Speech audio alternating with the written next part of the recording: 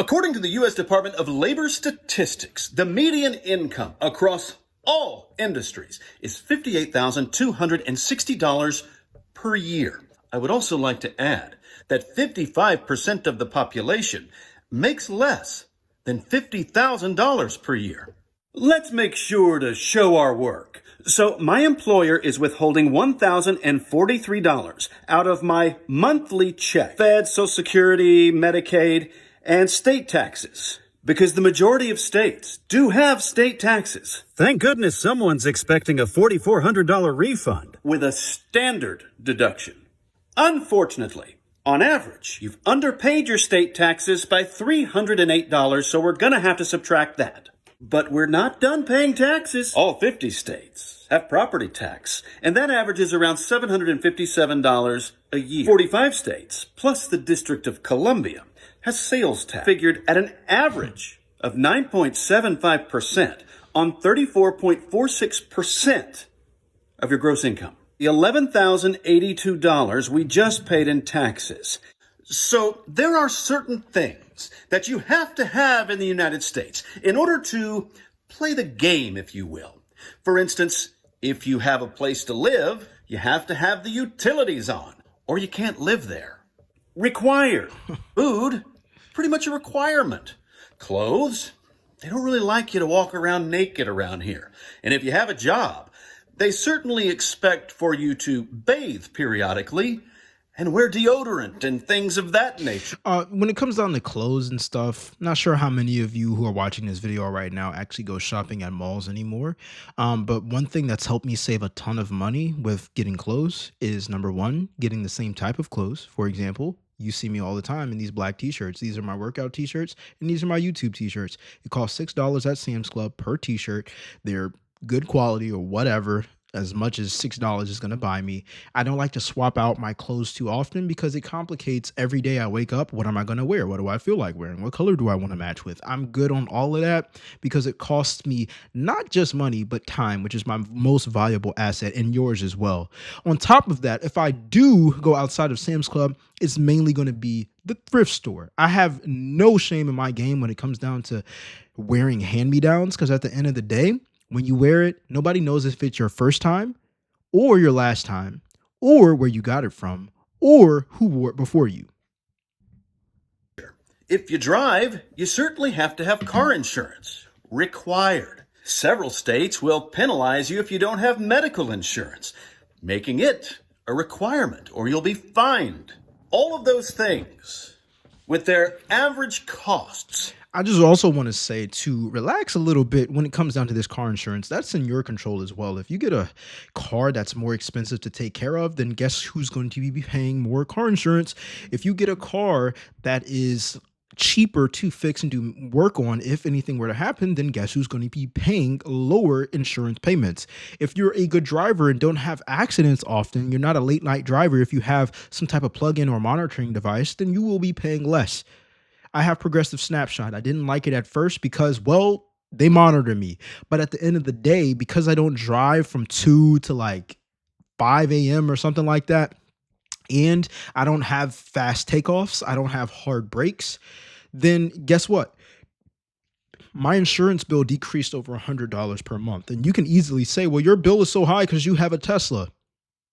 But the thing is, insurance isn't just justified off of your car. It's off of your age as well, your demographic. They study these things. How do I know this? I know somebody who works in an insurance agency, and they have these type of conversations every single day and remind me almost on a weekly basis to watch my driving, watch how I, drive around other people, because at the end of the day, your insurance can go up just like that, just off of an accident or a ticket. Come to $19,792 required. And we are already $30,874, or 53% of our salary in. And we don't have a place to live yet. So if I am like 34% of the population and I rent, the average one bedroom is $1,200 a month, or $14,400 per year. Is a place to live optional? If we're renting, now we're at 78% of our salary on necessities.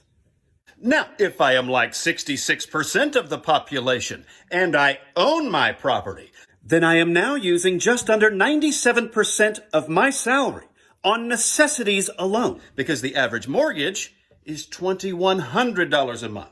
Because it's not just the And rent isn't that far from that, so let's be honest. But with you taking on a mortgage, you are also in debt. And that $2,000 payment is also going towards interest. So, no, you don't own an apartment when you're renting from it, but you're also not throwing away quote unquote free money off of something that you couldn't pay off in cash. Pick your poison. I am not a fan of owning some type of debt just to say I own it, have more land, have more space. I'm good on that. I'm not trying to give the banks any extra money than what they need. Therefore, I will buy my house cash when it's the time. price for the house. For the first 10 years, you might have to pay PMI, mortgage insurance, property taxes, insurance for your home, homeowners. This is why mortgages or you buying a home and having a mortgage is a scam. It just is. They want to make you feel like you own something. You really don't. You own the debt. Let me know what you think about this in the comment section down below. Insurance, all of that is tacked on.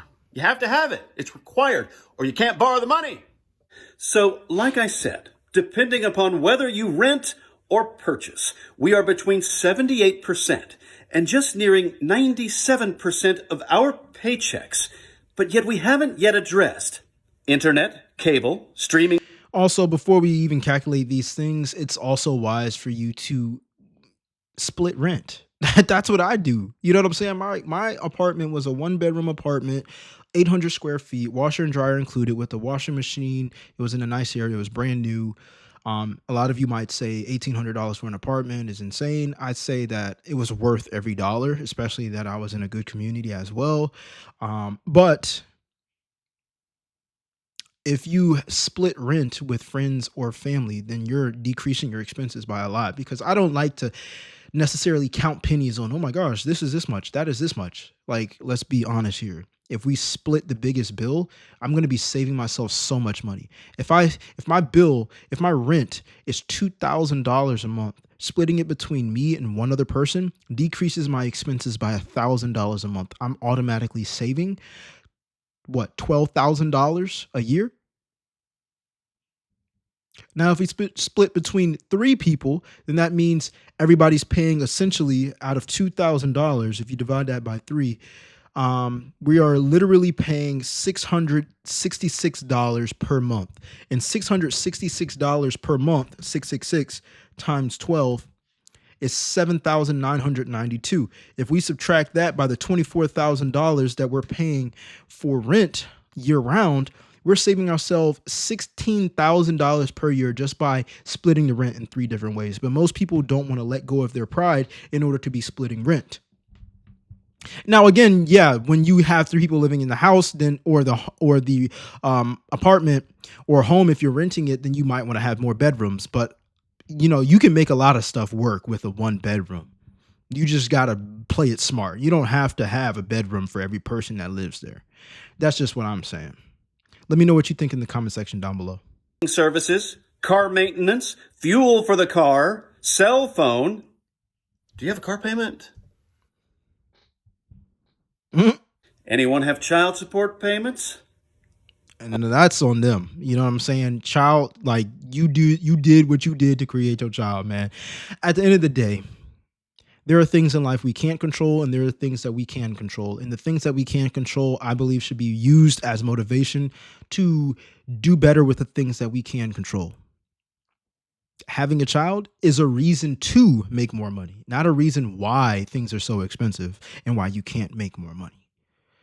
Having a home, if you have a home and a mortgage, is a reason for you to figure out a way to invest your money in order to pay off the home in cash. Because at the end of the day, you're always going to be on this loop of making payments. That's exactly how others build wealth, getting paid on a recurring basis without them having to invest more time into it. But most people are in this trap of clock in, clock out, make money, stop making money. What happens when you clock out? Do you continue making money? Let me know in the comment section down below. What are your thoughts about this? And are you invested into anything that's helping you make money while you're clocked out? $3,000 a month mortgage feels like a lot to me. Go and watch that creator's video and then come back and watch this. So this guy is walking through his neighborhood, a really nice neighborhood, of houses about $400,000 to $600,000, and he's saying that he can't fathom how all of these houses, where he knows what the mortgage is, because hell, he's paying a damn mortgage, how these people are able to afford like new cars on top of daycare and on top of just like everyday expenses. And I see these same sentiments every single day in the comments of videos right here on this app. And I have thoughts. You can't wrap your head around how people are living the lifestyles that they're living and able to afford what they're able to afford because you are not in the proximity of prosperity. And I totally get it. Look, I'm from Texarkana. It's a small town in East Texas. It's like a blue collar factory type town. There are a few factory jobs there that pay $60,000, $80,000 a year. If you land one of those, like you made it. Like you made it. So when I moved to Dallas Fort Worth, I met my husband. The goal in my brain was for my household income to be $100,000. Like that was making it to me in my brain. And when we met, we were making that. We were surpassing that. I was making about 65 grand a year. He was making about 90. So like, mama, I made it. We bought a nice house. We had nice used luxury cars. I got my nails done whenever I wanted. Like life was good. All the bills were paid for. I never really had to worry about money. I thought I was at like the pinnacle of what life was supposed to be. And then I got into real estate and I got punched in the face. Getting into real estate changed everything for me, everything. My perspective on money, my perspective on life, my perspective on what success means, my perspective on the goals that I could actually achieve, like everything changed. And not even just from the income potential that I saw once I got into real estate, but more importantly, it came from my clients. When you're in real estate, you get to see behind the curtain of other people's finances because you have to know kind of how much money they're making and what their financial snapshot looks like when you're helping them buy a house. And you have to understand that at the time, my husband and I, while we were doing well and we had a decent amount of savings, the most money we ever really saved up was like $15,000, maybe closer to 20. And I'll never forget the second client that I got was a 24-year-old girl. And she bought like a $250,000 house and she put $120,000 down on it. And I was like, girl, where you get all this money from? It wasn't a gift. It wasn't that she had the lottery. She didn't come from a rich family. She had simply been working, living extremely frugally, and had made one smart investment and with her savings, and like it changed the entire trajectory of her life. Within the first 3 months of me getting into real estate, I made almost $50,000 when I was accustomed to bringing home only $3,100 to $3,200 a month. I started talking to other real estate professionals and realized that a lot of them were making $40,000 to $50,000 per month, not even like over a 3-month span. Then I started meeting loan officers. I saw how much money they were making. I started meeting people in construction and house flippers and real estate investors and people that own small bakeries and AV companies and digital marketing services and ad agencies. And like all of these people were Literally, she's talking about expanding your network. You see, when you're in a space to where people are making a certain amount of money, you're only going to hear certain conversations. And I go through this on a daily basis, not because, well, it is literally because I'm around people who make a certain amount of money on a daily basis. But at the end of the day, you got to make sure that you are changing your proximity about money. If you can't be around people who are making that much money, invest into yourself. Get into an audiobook. Get into a book if you have more time to read. I listen to audiobooks because while I drive to work or while I drive almost anywhere, I listen to audiobooks because I can multitask and listen and retain the information and download the thoughts that come from people who have a wealthier mindset or experience wealth or have built wealth and are many steps ahead of me. Because at the end of the day, you're not going to learn something from someone who doesn't know better. If you knew better, you do better. Well, now you do watching these videos, but changing your perspective about money is so important. I used to think myself going to school for a computer science major, making 70,000 starting out, which didn't happen, but I'm working myself up there as well. But at the end of the day, when we look at what conversations people are having on day to day. Oh, look what's happening in the news. Watch this sport. Oh man, did you see what so-and-so did last night? Did you watch this show? I'm good on all those conversations because listen, there's nothing wrong with enjoying yourself. But if I'm in my era where I'm building my financial future so I can be financially free, debt free, and be able to buy a home cash, be able to make $50,000 to $100,000 a month, then I can't be having the same conversations as everybody else. I can't be doing the same things as everybody else. right? And one of the things that I'm doing right now, this is Saturday night, y'all. I think I'm lying. It's a Saturday night for me. I'm gonna make sure no sensitive information shows up. But this is Saturday night for me. It's 9:43 p.m. Y'all see right there, Saturday, April 4th, 9:43 p.m. And guess what? I'm working. You know what I'm saying? And here's another thing. You learn things from the people who make a lot more money than you and view money differently than you that you never would have found out around average people.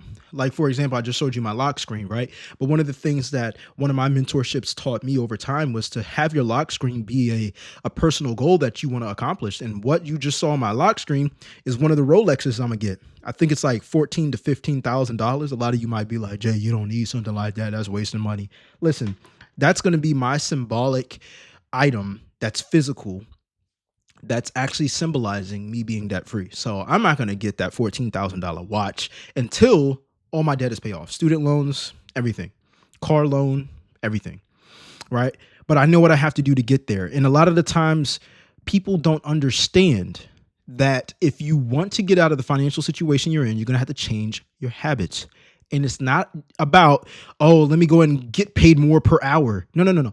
It's about recognizing that educating yourself is one of the most valuable things you can ever do outside of your job. Most people stop learning in college. Let me know in the comment section down below. Do you read self-help books? Do you read financial literacy books? Do you watch financial literate YouTube videos? This is considered a financially literate YouTube video because I talk about money on every single video. We boil down to that because I'm an entrepreneur at heart. I'm not lazy. I'd rather work than play. And when it's time to play, I don't want to have to think about money. I don't want to have to think about limitations. I don't want to have to think about, dang, I can't afford that. I got to go in the back of the line, or I got to go and get this instead of that. I want to get what I want without having looking at the price. But that requires an extreme amount of work ethic. And a lot of the times we see people with more things than us, and we don't know exactly how much work they put in. Doing all of these things, and they were all making a shit ton of money, like more money than I ever thought I would make in a year. They were making like in a month or in a week. Some of them like in a day. Facts. I started meeting people that were in tech that had just jobs, but they would have 2 full-time remote jobs where they're making $150,000, $175,000 on each job. One's daytime, one's nighttime. Like, it was crazy. Even now, my husband and I flip houses. We're flipping like 20 a year, and we have our own construction company. In the next 2 months, our billing on the construction side for the remodels that we're doing is $590,000. And here's the kicker to all of that. Most of these people that I know that are making this type of money live in regular neighborhoods. They're living in neighborhoods are 400, 500, 600, maybe $700,000 houses. These people are not living in like crazy mansions or anything like that. And that's the problem with people. Like, like a lot of these people also just work 9-to-5 jobs and they're in extreme debt, but they don't have this type of income rolling in. They're technically living below their means to a certain degree. And that's because they want to have a nice house, but then they want to be able to afford a lot of the other luxuries. I say all of that to say that everyone is not living your experience in your circumstance. Like, there are a lot of people out here that are doing really well for a myriad of different reasons. Yep, 100%. And the last thing that I'll say about this clip is not one of my friends, I got multiple friends that make $20,000, $30,000, $50,000 a month, and they have online businesses. I've seen it. I've seen too much to go back and be okay about just having one stream of income. Now, you get like that by surrounding yourself with the right people who are making a lot more than you, but also have that work ethic. It's not, there is no trick, there is no hack, there is no shortcut. Those were the things that I tried to figure out in my first couple years as an entrepreneur online. I'm like, oh, what hack can I do to go viral? Bro, I'm pumping out videos. Whether they go viral or not, I don't care. I need people to know my name. I need to be a name that people recognize, because when you're online and uploading content, if people don't know you, you're not making money. And most people who have businesses, they're not making money because a lot of people don't know about their business. So obscurity is the real enemy here. But you got to have that. You got to have that vision. You know what I'm saying? Seeing people make more, to me, is inspiring. To other people, it's like, oh, well, they're taking from the poor to get that. Like, keep your hating self over there. I'm good. Over here, we making more money. Let me know what you think in the comment section down below, and subscribe if you like the content. In 2 months, it's going to become completely unaffordable to live in the United States. And I'm not talking about luxury lifestyle. I'm talking about basic middle class needs. I run a relocation business out of Costa Rica. I asked my clients, who are a couple from Bushwick, Brooklyn, why they were thinking of moving abroad. They sent me their monthly budget spreadsheet. So combined, they make $120,000 a year. And from that, they get to bring home about $7,400 a month after taxes. Their rent is $3,100 a month. And their health insurance is about to skyrocket to $1,750. They budget. So she said that together before taxes, now they're making $120,000 a year, but their take home is actually $88,000 a year. That's a big difference. That's almost a $40,000 decrease just because they make $120,000. Just wanted to bring that up for you. About $1,000 a month for groceries. Their utilities, internet, cell phones, and MetroCard are another $1,300 or so. So at the end of the month, this leaves them with about $250. And that doesn't include any unexpected expenses or the hope for investments or the hope for a savings account. So what they said to me is that this is what running in place feels like. And the reason that they want to move abroad is because they actually want to move forward with their lives. The problem isn't where they're located. The problem is they're living above their means. And sometimes that means, their house is in a location where, hey, their mortgage is too high or their rent is too high or whatever. But the problem is most people, when they make more money, they figure out ways to spend more money and not live below the money that they're already making. People have problems with actually being okay with not having what they want in the moment in order to have a longer term success with getting what they want. Just by putting money aside and investing it, or putting in the amount of hours that it takes to build an asset up. You are literally a business. When you go into an interview, you are advertising yourself as to why you're a good candidate for this job to get paid a certain amount of money per year. Why are you stopping once you get one job? You know you're capable of more. And if you don't, then that's a problem with you, because I'm pretty sure a lot of you have Netflix, Hulu, you're over there texting or FaceTiming, going out on the weekends and stuff. It's how you spend your time. It's how you spend your time. And it's not living below your means. Let me know what you think in the comment section down below. The cost of living in this country is currently, it's not going to be, it is currently unsustainable. And there are people that they know this, but then they'll still look at somebody else that's struggling and then tell them they're not doing good enough. I want you to imagine somebody that makes $75,000 a year. That's a pretty high up wage in terms of like top earners in this country, $75,000 a year.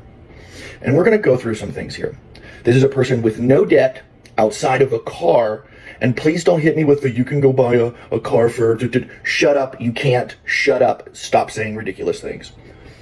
An entry-level decent car is $30,000.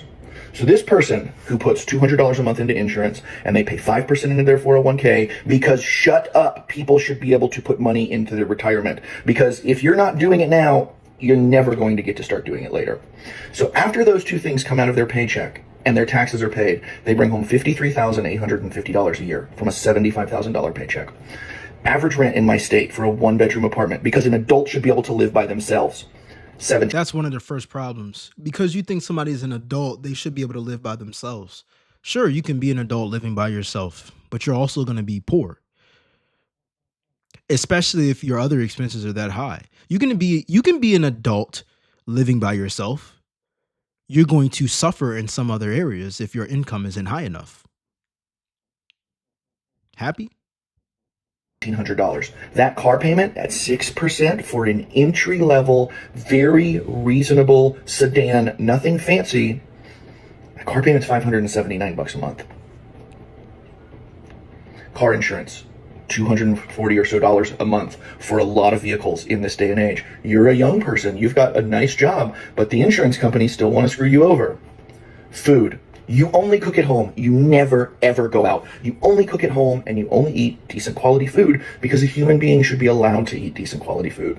You pay $879 a month for that. You spend $250 a month in gas. You wear and tear on your car $100 a month. $80 for your phone, $80 for your internet, $175. Phone bill shouldn't be $80, by the way. You can buy your phone cash. Said what I said. A lot of people be getting new cell phones and they want the latest iPhone and, oh, my phone is acting slow. Your phone most people's phones is used to talk to their parents, their friends, be on social media.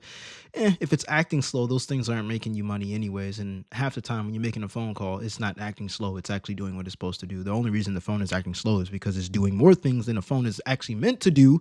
And you're just addicted to it. So when it's slow, you're buying something that is costing you money, but isn't making you money. Simple as that. My phone bill is $20 a month. Jay, how is your phone bill $20 a month? I'm glad you asked. This was the last phone that I bought. And it's cracked. This is the last phone that I bought years ago. It's the iPhone 12 Pro. You know what happened? The battery is trash on this thing. Now it lasts me like 3 hours on a full charge. Okay, cool. That happens to phones. Did I get a battery replacement? No. You know what I did? I got a hand-me-down from a relative, and I actually bought a 14 Plus for $150 because it was already paid off. You know how much my phone bill is? $20. You know who I paid the $150 to? My relative. Now I got a bigger battery, it lasts longer, and my phone bill stayed the same. And you got people out here paying $1,000. No, $1,000 ain't a lot of money in a year, but they're having you pay it over 2 years. Payments. The more money they take from you every single paycheck or every month, the less money you have to put aside and to actually invest and make money for you. Why aren't you using the same money principles as companies and industries are using against you? Why can't you use that for you? You can. It's just that you think you can afford the thing because you can afford the payments. If you're not willing to pay it off in cash, don't get it. A month for your electricity, $70 for your water, $20 for your cash. You make 75 grand a year, and outside of a car payment, you have zero debt. Do you know how much money you have left over annually at a $75,000 wage? You do nothing. You don't own a Netflix. You don't go out on a date. You don't pay to go to a park. You don't go watch a movie. You do nothing. If you can't find it on the internet for free, you don't get to do it. If you can't cook it at home for your $800, you don't get to do it. You have $3,700 left over annually. That's like $320 a month. And there's going to be, well, that's $300. Shut up. Shut your stupid, contrarian, edgelord mouth. So when we get into talking in an insulting way, this is how people like try to cope with math that isn't mathing. At the end of the day, I didn't write down all the numbers that he wrote down, but he said I think the take home was around maybe 5,000. Correct me if I'm wrong in the comment section down below. It's around like $5,000, maybe $4,000 a month. There's no way that someone can't be putting money aside to get out of that financial situation. Even if you're saving or investing on $20, it doesn't seem like a lot now, but that builds up over time. It's compound interest. And not only that, if you actually invest in a business and start something online specifically, that just costs you time. If you don't have the money to invest into a business and throw a whole lot of money into it, start a business that costs you more in time to start. But most people, they're not in control of their they are in control of their finances, but they don't have discipline with their money and they don't have discipline with their time. And that's just two things you just need to do in order for you to get ahead. It just is what it is. Let me know what you think in the comment section down below and subscribe if you like the content. Let's get it.